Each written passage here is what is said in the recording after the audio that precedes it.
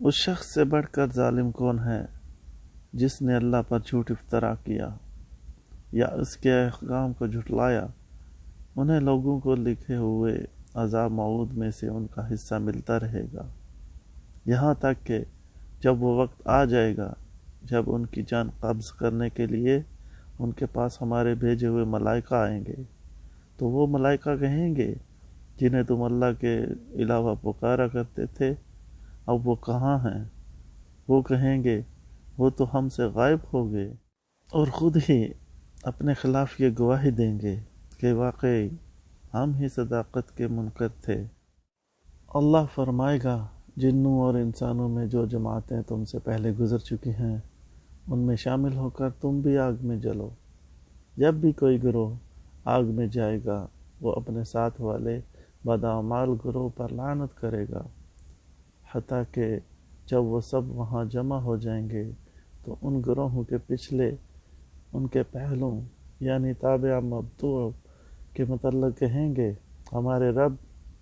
یہ لوگ ہیں جنہوں نے ہمیں گمراہ کیا تھا، سو آج انہیں آگ کا زیادہ عذاب دیں۔ اللہ فرمائے گا،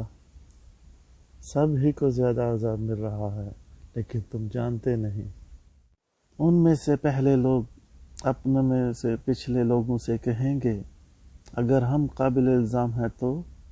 تمہیں بھی ہم پر کوئی برتری نہیں، سو اپنے برے اعمال کی وجہ سے عذاب بھگتو۔ جن لوگوں نے ہمارے احکام کی تکذیب کی ہے اور ان کے مقابلے میں سرکشی اختیار کی ہے تو یقین جانو نہ تو ان کے لیے آسمان کے دروازے کھولے جائیں گے اور نہ وہ جنت میں جائیں گے۔ ان کا یہ انعامات حاصل کرنا اتنا ہی ناممکن ہے جتنا یہ کہ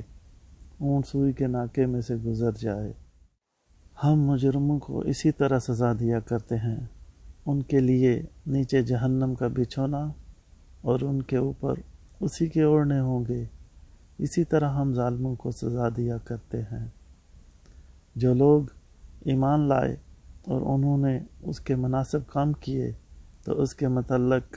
ہمارا قانون یہ ہے کہ ہم کسی پر اس کی طاقت سے زیادہ ذمہ داری نہیں ڈالتے۔ وہی جنت میں جانے والے ہیں، وہ اس میں رہ پڑنے والے ہوں گے۔ ان کے سینوں میں دوسروں کے متعلق جو کدورت بھی ہوں گی ہم وہ نکال دیں گے، ان کے تلے آگ کے شعلوں کے بجائے نہریں بہتی ہوں گی۔ وہ کہیں گے، ہر طرح کی تعریف کا اللہ ہی مستحق ہے جس نے ہمیں یہاں پہنچایا، اور اگر اللہ ہماری راہبری نہ کرتا تو ہم کبھی بھی یہاں نہیں پہنچ سکتے تھے۔ ہمارے رسول صداقت ہی لے کر آئے تھے اور انہیں بلند آواز سے کہہ دیا جائے گا، یہ وہ جنت ہے جس کا تمہیں تمہارے نیک اعمال کی وجہ سے وارث کیا گیا ہے۔ اور جنت والے آگ والوں سے بلند آواز سے کہیں گے، ہم سے ہمارے رب نے جو انعام کا وعدہ کیا تھا اسے ہم نے سچا ہوتے پا لیا ہے، تو کیا تم نے بھی جو سزا کا وعدہ تم سے تمہارے رب نے کیا تھا اسے سچا ہوتے پایا ہے؟ وہ کہیں گے، ہاں۔ تب ایک پکارنے والا ان کے درمیان زور سے پکارے گا، ان ظالموں کے لیے اللہ کی رحمت سے دوری ہے جو اللہ کے راستے سے دوسروں کو روکتے تھے اور اسے ٹیڑھا کر کے دکھانا چاہتے تھے، اور جو آخرت کے منکر تھے۔ اور جنت و جہنم دونوں کے درمیان ایک روک ہوگی،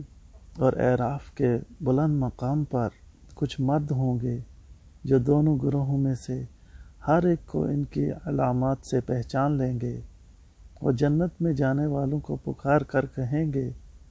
تم پر سلامتی ہو، ابھی وہاں جنت میں داخل نہ ہوئے ہوں گے، ہاں وہاں جانے کی امید رکھتے ہوں گے۔ جب ان جنتیوں کی نگاہیں آگ میں جانے والوں کی طرف پھیری جائیں گی تو وہ کہیں گے، ہمارے رب ہمیں ان ظالم لوگوں میں شامل نہ کیجیے۔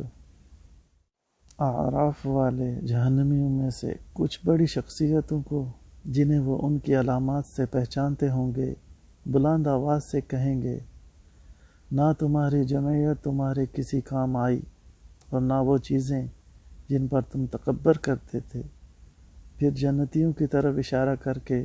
جہنمیوں سے کہیں گے آیا یہ اہل جنت ہی وہ لوگ ہیں جن کے متعلق تم حلف اٹھا کر کہا کرتے تھے انہیں تو اللہ کسی رحمت سے نہیں نوازے گا،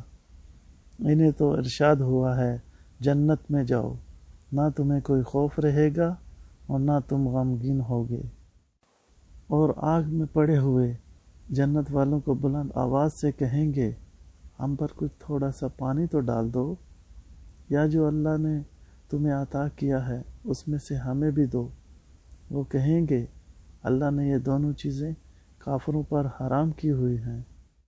جنہوں نے اللہ سے غافل کر دینے والی اور بے حقیقت چیزوں کو اپنا دین و مذہب بنا لیا تھا، اور اس ورلی زندگی نے انہیں فریب میں مبتلا کر رکھا تھا۔ سو آج ہم انہیں چھوڑ دیں گے کیونکہ انہوں نے اپنے اس دن کے ملنے کے خیال کو چھوڑ رکھا تھا اور ہمارے احکام کا جان بوجھ کر انکار کرتے تھے، حالانکہ ہم نے انہیں قرآن مجید ایسی کتاب دی تھی جسے ہم نے علم کی بنا پر مفصل بیان کیا ہے، اور جو ایمان لانے والوں کے لیے موجب ہدایت اور باعث